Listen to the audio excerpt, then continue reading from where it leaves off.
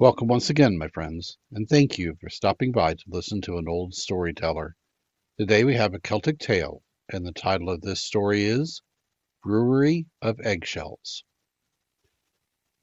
In Trenegulis, there is a certain shepherd's cot known by the name of Twt y Cymlus because of the strange strife that occurred there.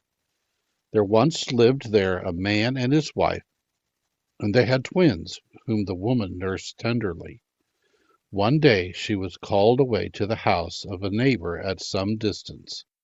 She did not much like going and leaving her little ones all alone in a solitary house, especially as she had heard tell of the good folk haunting the neighborhood.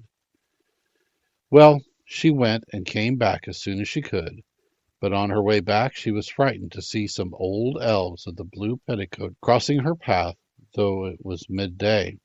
She rushed home, but found her two little ones in the cradle, and everything seemed as it was before. But after a time the good people began to suspect that something was wrong, for the twins didn't grow at all. The man said, "They're not ours."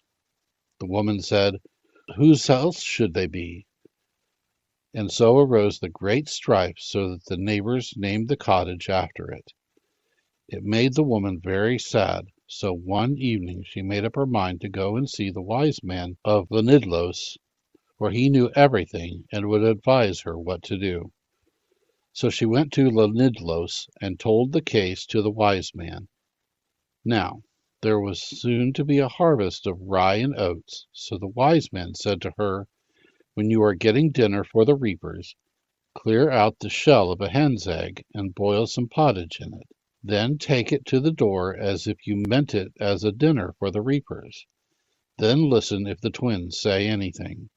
If you hear them speaking of things beyond the understanding of children, go back and take them up and throw them into the waters of Lake Elvin. But if you don't hear anything remarkable, do them no injury."